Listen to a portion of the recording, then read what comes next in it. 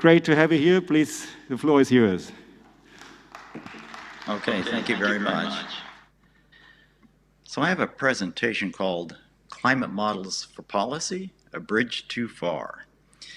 And as you may know about, there was a movie, but a saying that talked about a bridge too far, which means an act whose ambition overreaches its capability, resulting in or potentially leading to difficulty or failure.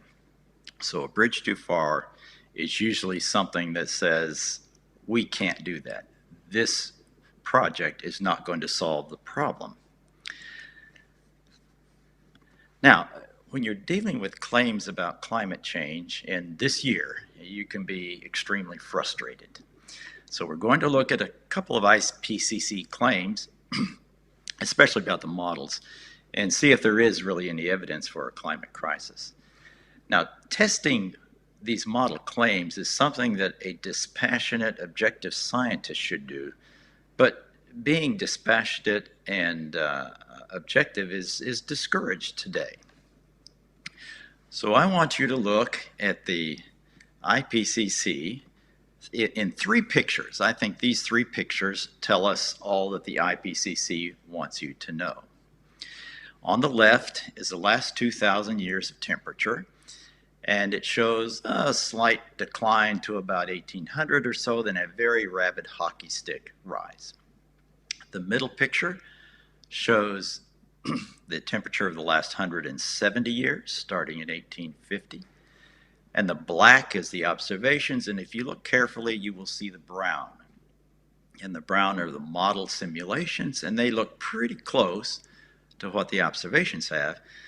But then you see sort of a blue-green color that without carbon dioxide, the models do nothing. They are flat, there is no real variability at all. On the right-hand side, you will see the future out to 2100, where the temperature rises quite dramatically for most of the scenarios, and that is the image, the three images. So if I were to say, what are these three images saying, they would say the following: the climate is worse now than it's ever been, and we know why, greenhouse gases, and it will only get worse in the future.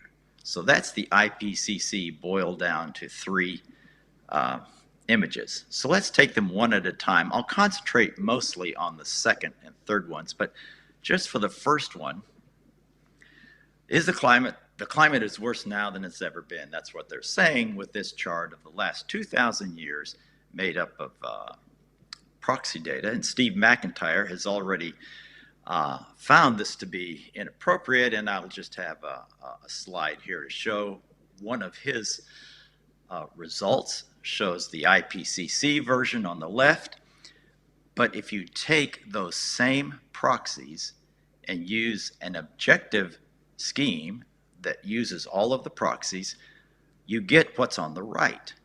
And on the right, you see nothing that looks like a hockey stick shape. So what the Ipcc has done is to use an analysis that has a selectively managed statistical method that will automatically produce hockey sticks. You can see many other examples of this in his on his blog. There's a couple of pages there. I hope this presentation will be available to those in the audience so that you can go back and look at some of these slides. So they're trying to tell you that the climate is worse now than it has ever been. But is that true? Well, Lord Kelvin, or William Thomson, made a statement that I like to use a lot that basically says all science is numbers. You have to measure things. You have to determine by numerical methods and so on, by measurement, what is going on with the world. And notice the little red comment there at the bottom, that in the current Ipcc, evidence now includes model output and expert judgment. So evidence now is not just the measurements of science, the observations, it is now model output and expert judgment, and expert judgment is able to tell you that your observations might be wrong. So now we've got a confusing thing about what science is. But let's look now at just the comment about, is the weather getting worse? And so the IPCC has this diagram, and it's 3 panels. The top panel, lots of red things for the world that shows temperature, heat waves are increasing. The second panel talks about heavy precipitation and flooding. The third panel about drought. And you see, if you look carefully at the second and third ones, there's really no change that you can attribute to humans. So that it's the top one that has caused the concern, and the IPCC likes to highlight. So we will go and look at that one a little more closely. So this is a picture of the world, and in different units that show North America on the left, South America on the lower left, and Asia, Africa, Australia, lower right. But notice here in the red arrow that these changes are only observed since 1950. Now that means for all of the weather that was quite severe that happened before 1950 is not considered here. So IPCC is very selective in the way they've been able to turn this notion of creating concern if they start in a certain time period. Now, so when you compare any 2 time periods, you're always going to have a change. So the fact there is a change doesn't tell you anything about why that change occurred. Well, let's just look at heat waves in the United States, for example, and go back further than 1850. So if we go back to 1900, for example, we see that in the United States, the heat waves were much worse back in the 30s and even in the 50s and 1910s. And so one could look at that picture and ask the question, have greenhouse gases caused a decline in heat waves in the United States? That would be a normal thing one might ask. But certainly you would not say heat waves have been increasing due to greenhouse gases in a country that has probably the most weather records of any around. And today people like to talk about forest fires and how bad they are, wildfires. If you look at North America over the last 400 years, you'll see this. Oops, okay, there we go. So you ask the question, have there been changes in wildfires? The IPCC says no.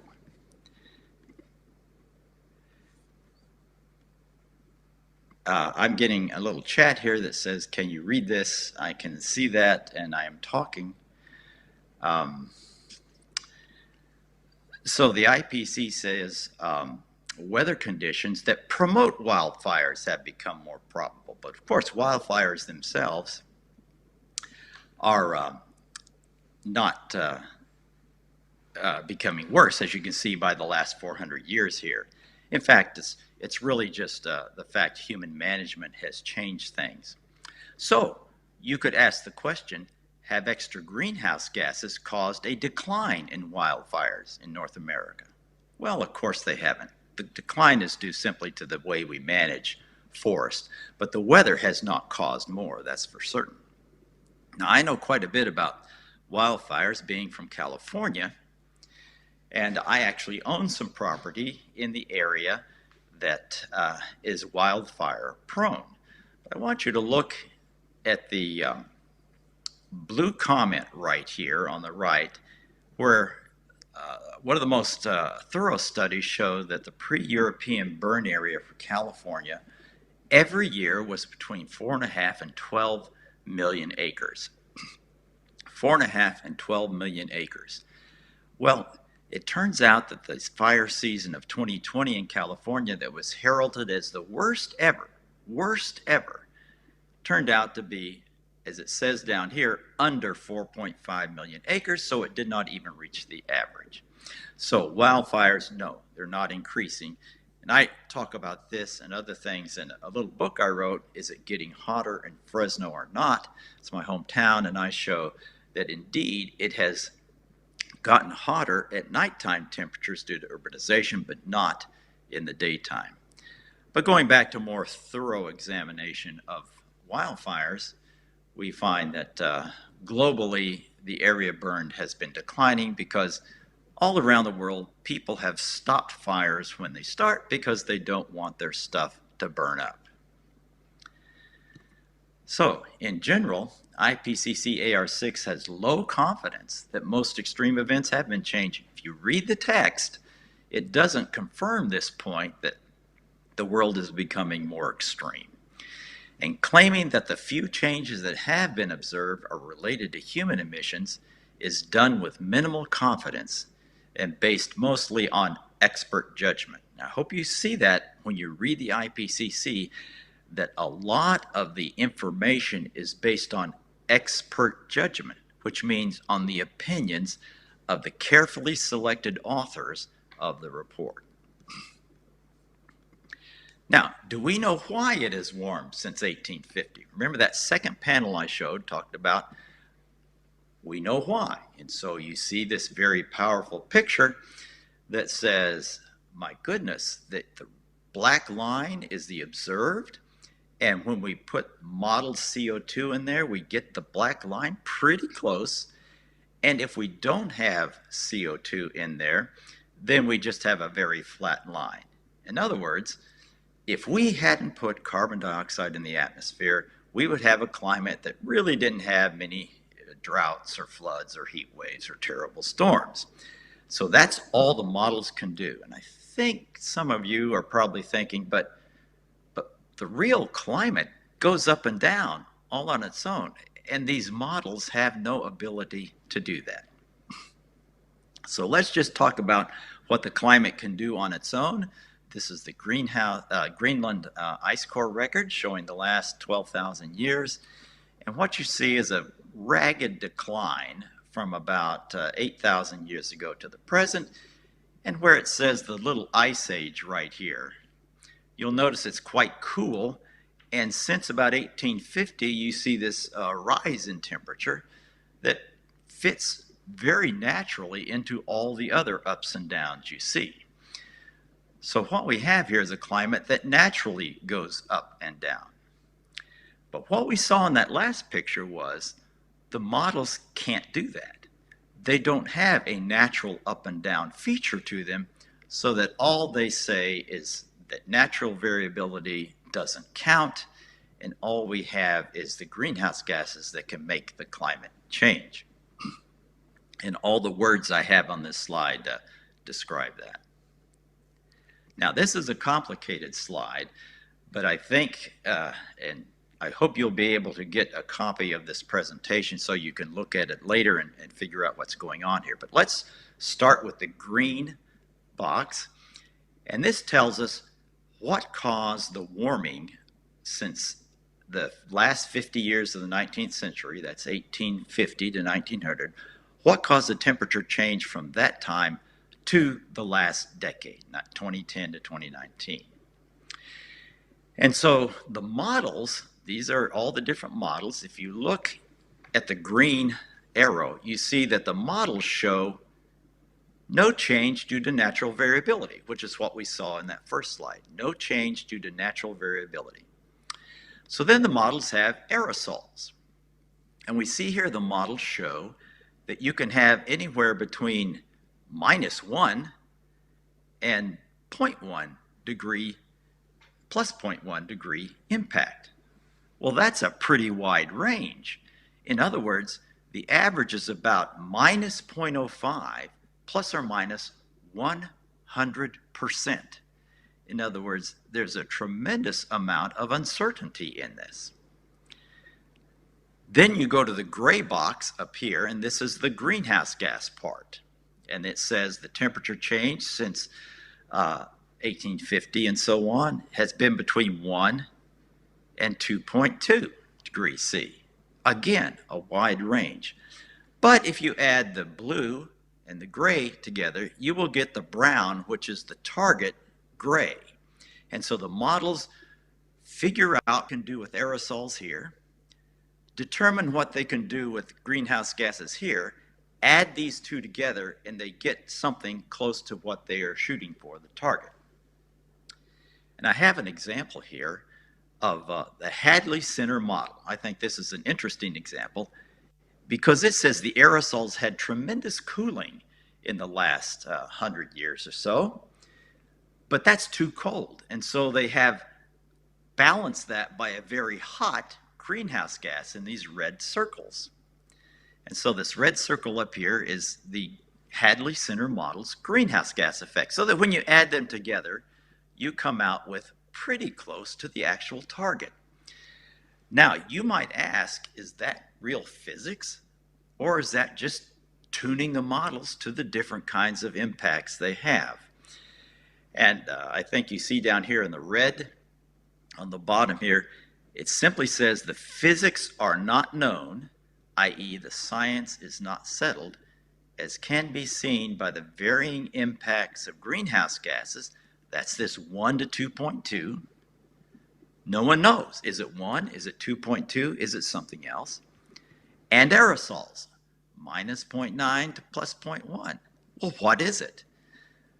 And so what you have here is several unknowns about how the climate system worked that are tuned together to come out with a right answer. Physics is not the real of what's going on here. And so, am I being very angry, or am I saying too much about tuning? Well, listen what the Max Planck Model Institute actually wrote in the paper. We have documented how we tuned the MPI ESM 1.2 global climate model to match the instrumental record warming. That says it very plainly. The modelers looked at what the surface temperature did, and they forced their model to agree with that surface temperature, not because of physics, but because of artificial tuning. And so in the brown words here, let's look at this paragraph here. In other words, the modelers believed that temperature change should produce an ECS of 3K, which is, by the way, warmer than what we have from actual data. The MPI model had originally produced very rapid warming, about 7K. And since several other parameters had already been tuned, the modelers selected to retune the cloud scheme. So they picked the cloud scheme to change and tune so they could reduce the temperature change and produce the ECS value they were guessing was 3K. And so here you have a very clear example admitted by the modelers that their model had things that were wrong in it, and to get the right answer, the right temperature, that target, they just tuned some of the parameters. Physics was not involved. This was an artificial thing to do. So the models are coerced to agree with surface temperature observations. In other words, they are tuned, since the basic physics of their models weren't yielding correct values. So you should be very suspicious about models now. They are doing something they really weren't designed to do if they're applied to policy. So, do models tell us the truth about today and the future? And here's the problem, is that how can you determine the influence of extra CO2 on the climate with the difficulty because you're detecting a tiny influence on a massive nonlinear system? The CO2, the extra CO2, is just a tiny influence. So let's look at a simple atmosphere. So let's say the atmosphere is this blue layer up here, and the Earth is the green layer down here. And so if you're standing on the Earth looking up, you will see 100 units of energy coming down. And that's infrared, but if you're looking up, the atmosphere is sending down 100 units from the greenhouse effect. The extra greenhouse gases are less than 1 unit. So when you look at these numbers, 6 by flux, 24 evaporation, 105 by radiation, and so on, how do you know and how can you detect what less than 1 unit might do to a system that has huge numbers that vary all the time? So let's look at this as a tug of war. So the things that cool the surface are the heat flux, the evaporation, the surface radiation I mentioned before. They fluctuate up and down. They don't just stay the same.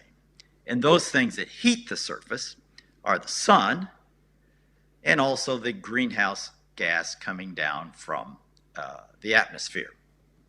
What is the extra greenhouse gas effect? It's that. It's a very tiny, tiny bit that has a magnitude that is even less than the amount of variability we have in all of these other things. So that's the hard part of this whole thing, is how do we detect this very tiny extra pull? Well, how do you test the claim that the current global warming is significant and that it is caused almost entirely by a change of 0.5% of one energy flow component, the extra CO2, among numerous larger and more variable components? Well, to test the claim, we must locate a test metric, some kind of measurable response that has the following robust and scientifically defensible characteristics. Okay, it should have a response that all the models have as a dominant characteristic. So if you add the greenhouse gases, all the models show this characteristic. And that response is not there when the extra greenhouse gases are not included. So in other words, your control and your experiment are always different. You always get the same result. And this is important, I think you know by now, the metric cannot have been used to tune and develop the model. And that's what we see a lot of, is we see modelers that tune their models to a surface temperature, and then they say, look, our models agree with the surface temperature, so our models must be right. Well, of course, that's like giving the answers to an examination ahead of time and then being very pleased that your students did well. That's not science. And finally, the observation should come from multiple and independent sources. And so when we did this, Ross McKittrick and I worked on this problem, we found that the atmosphere in the tropics at about 30 to 40,000 feet, or 10 to 12 kilometers high in the tropics, was a very strong metric. That here you see South Pole on the left, North Pole on the right, stratosphere at the top. So this is a cross section of the atmosphere. That all the models have this feature, that when they add the extra greenhouse gas, there was a very strong hot response in the tropical upper troposphere. This happens to be the Canadian model, but all of the models had this. And this is important, this should have happened already. This is from the models for the years 1979 to 2018. So this feature should already have been observed. Now, the model claim, or the hypothesis here, is that significant warming should have already occurred here to change the climate. And we are able to test this claim, which is important. And this is important because temperature changes in the upper tropical troposphere are directly related to global surface temperature changes. It's kind of complicated, but what happens in the tropical upper troposphere is directly related to this feature for the surface temperatures. Now, remember this, all science is numbers, and so we're going to test this claim. Here we have the latest IPCC models and the temperature trends for those models. And the average is about 0.41 degrees centigrade for the period 1979 to 2020. So that's a scientific consensus.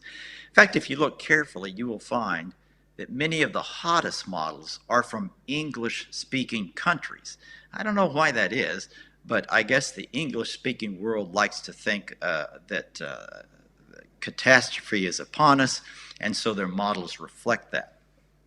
Now remember, the modelers did not tune their models to this metric. They tuned their models to the surface temperature, but not to this metric. So this is a real scientific test. What happens when you compare that with reality?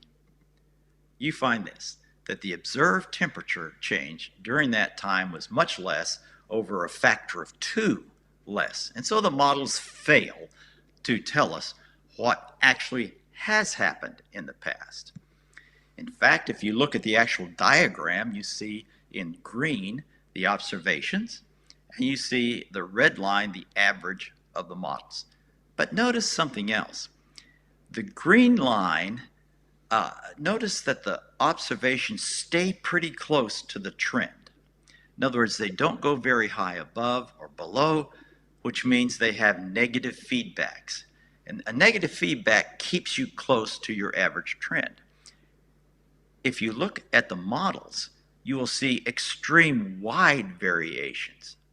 On average, a factor of 4 times more variance, more variation than the real world.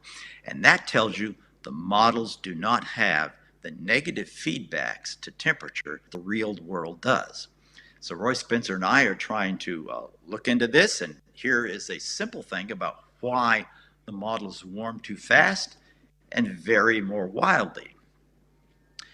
When you take an atmospheric column of the globe and warm it up by 1 degree C, we find that models send out 1.4 watts per meter squared, or about 1.4 joules per meter squared. When you do the same thing with the real atmosphere that we measure with our satellite data, that the actual Earth sends out 2.6 watts. So you see the point there is that when the atmosphere warms up, the real world expels twice as much heat as models do. So models retain that heat. They don't allow it to escape through this vent in the tropics that we see in the previous slides. So now you see that it's likely due to greater magnitudes of heat-trapping clouds or water vapor. So the models have too much water vapor and high clouds, especially in the tropics, so that they trap the heat, whereas the real world, as you see here, is able to expel that heat. Here is just an example too. Whoops, here we go. Just a little scientific experiment. When you look at 120 years, 1980 to 2100, and you see what the models are showing, this high warming rate for this scenario, a pretty high warming rate here, and the observations are well below. Well, the point here is we are 1/3 of the way through this period here. 1/3 of the way with the observations, 40 years worth. And the models are already very bad. In normal science, you would go back and say, well, there's something wrong with my model. I better look and see how I can fix it. But in today's way of working on climate problems, you just find something wrong with the observations and say your model is right and go from there. Now, the IPCC did say something about this, that the model problems were briefly mentioned, but they really weren't seriously examined. If you look here on the left where the arrow is, you'll see these are trend values. To the right is a higher trend. This is the elevation in the tropics. And you see that the models in red have way too much warming compared to the observations in black. And so this is what I was mentioning before, that the IPCC says, well, the models don't do too well with temperature trends in the atmosphere, but we're not going to talk about that very much. We are very confident that the models are good enough to do for policy, whereas we've just seen they don't have the right energy flow, they don't have the right temperature trends in places like that. So the IPCC AR6 quietly admits there is a problem, but does not address its implications. And so they do say, studies continue to find that CMET5 and CMET simulations warm more than observations in the tropical mid and upper troposphere over that period. And that's about it. They don't go into the fact these models are just poor in many, many aspects, and that missing this process, this very important thermodynamic process, tells you the models are not doing well at all. And here's the irony of all this. Even if climate models were perfect, would US carbon dioxide regulations save the planet? And the answer is no. I did this chart for a congressional hearing about 8 or 9 years ago, in which I said, let's make the United States disappear, that the United States cease to exist in 2012. What would happen to the climate? And that is what we have here with the United States. It's red, and without the United States, it's green. So there's no real impact, and that's if you believe the climate models.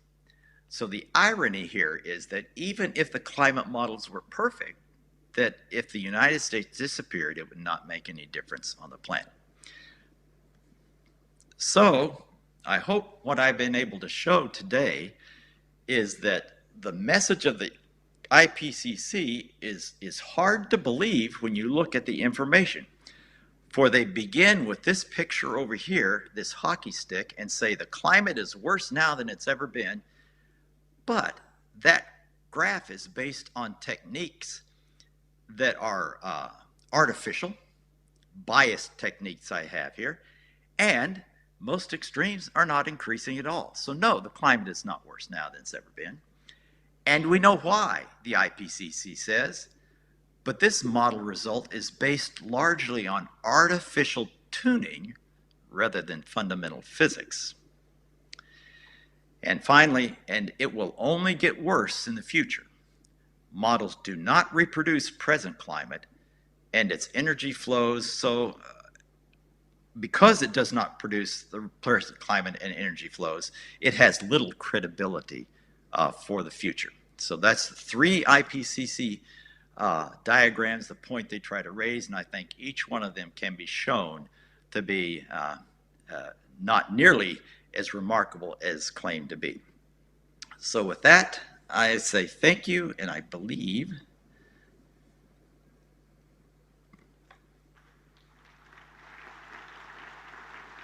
that's it.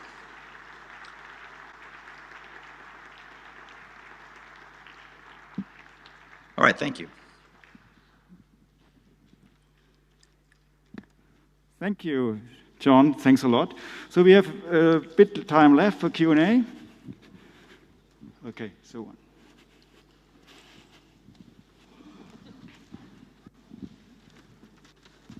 Okay, thank you. I think your presentation shows that there's a very fundamental problem in the whole debate. And I guess there will be a lot of observations against your theory from the, let's say, the conventional IPCC people. So is there any discussion going on for the moment? And can you take this seriously? Is it based on the scientific arguments? What is the status of this kind of discussion, which I guess is taking place for the moment? Okay, thank you. What I find is this, that the climate agenda is so thoroughly represented in the media and in our culture that coming up with a claim that changes the paradigm or the dominant theme just won't get much traction. So what I like to say is, will your claim stand up in court under cross-examination? If you make a claim and you are allowed to be questioned honestly and dispassionately, will that stand up in court? And so what I try to do, and especially with lawyers who are defending cases right now, is really to look at these claims from the IPCC, and you find that there's not much to them. And they do not stand the test of time. They do not stand up to cross-examination and real data analysis that we have here.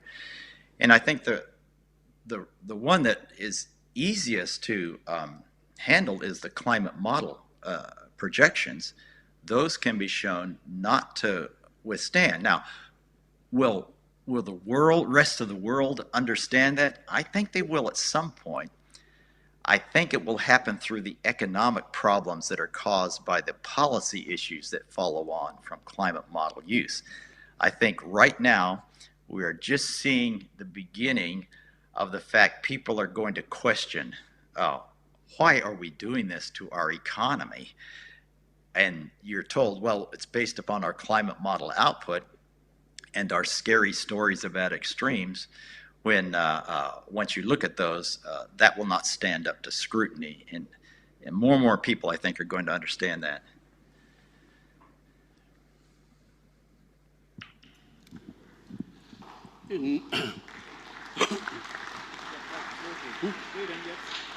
Okay. In your very infamous hockey stick curve, there is one severe mistake that nobody cares about. I'm an electrical engineer, and I do know that the old data of about 500 years and earlier are having a time integration. Basically, they are looked via an electrical low pass with the integration time constant of a few hundred years. The newer data from the last 150 years are taken with a time integration of only 1 year.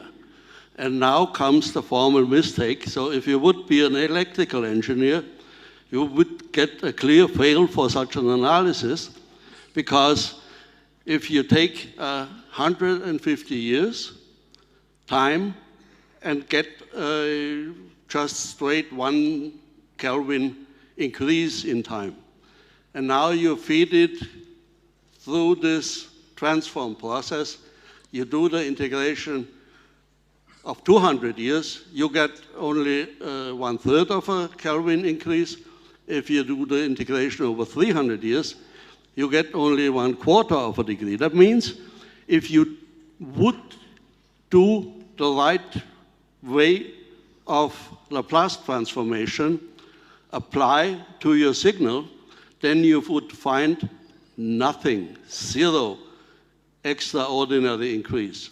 It's just in that about 0.25 to about 0.3, nothing else.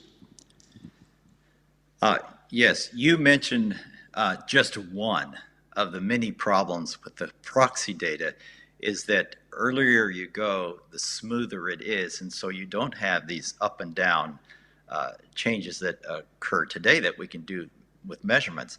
And so I think it's good to look at some other proxy indicators, like the tree stumps that we find now being exposed that had grown in many of the mountain areas around the world just 1,000 years ago. It was so warm in those areas that forests grew, and then we had a cold period come out. And it's a good point you brought up, is that we are starting our temperature record a lot of times in 1850, 1860, which was near the coldest period in the last 10,000 years. So why wouldn't we have some natural warming? And the models can't do that. They have no way to create natural warming. And that's another one of their problems that needs to be exposed a lot more. So I have a political question. I think that you are pretty well informed about the political things going on right now.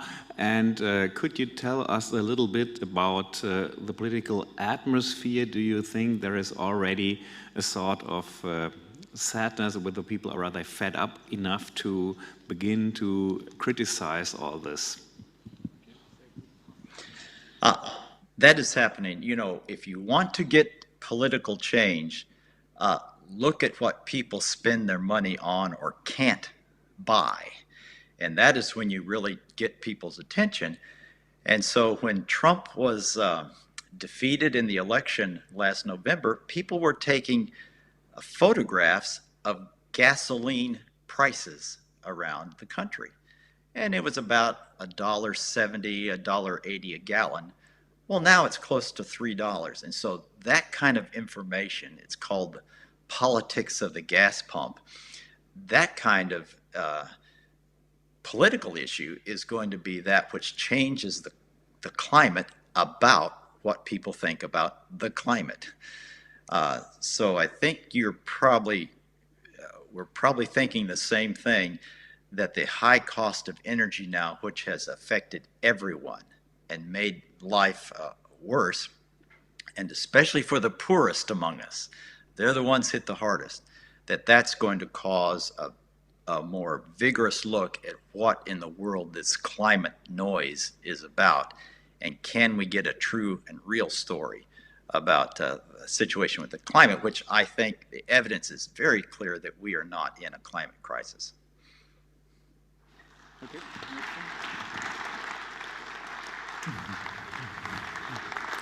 Well, you happen to say that in your hometown in California, the nights had been warmer. Now, I have for some time been saying that the warming of the earth has been where it is cold and when it is cold. And I don't know if this is really true, but I believe there's something like that. And so I also usually say that the Ipcc is doing something that should be impossible. They basically have models that project a better weather, better climate for the Earth, and they have made a large part of the population to believe that it's a threat. That is a good point. You know, what we say here in the United States is that over the last 100 years, the average American has experienced 4 degrees of warming. Now think about that. The average American has experienced 4 degrees of warming in the last 120 years. Now the reason for that is that people don't like to be cold, so they move south to Texas and Florida and California. That's why the average American is warmer now, because he just moved. He doesn't like cold. So, yeah, what's the problem if we get warmer? That's a good point. John, I mean, there are a couple of more questions, and we are super running late already. And we have one more. There was somebody in the beginning who rose his hand. And so that's the last one, and then we have to close this session. That's again a question about the political situation you already mentioned, because it's very important, because all the story you showed us is a cover-up. It's nothing else than a cover-up of the reality. How the Americans react on the theater happened in Glasgow, where 400 private jets came there. Joe Biden gave a speech about the critical climate change, and then he slept, and the Chinese and the Russians doesn't appear there. How the Americans react on this? Well, Americans are, I should say this, the average American is smarter than you think. That they are able to look at all of the media and find out that most of it is not for them, that the stories about the rich people trying to tell them how to live their lives just doesn't make it. And I happen to believe, even with the Biden administration, they know they want to be reelected. That's their goal, is to be reelected. And you can't be reelected if you make everybody poorer and everyone mad because they're paying more. So I think with all of the talk that you're not going to see much more action on this climate and energy business, because the costs have now gone up so much, people are mad. And that's how political change happens. And we have mad people in the United States paying more for gasoline and food and everything. And so you'll see a change, I think. Okay, John, thanks a lot. Thanks a lot for having time for us. It was really great, and we hope to have you in person here. Thank you. Thank you.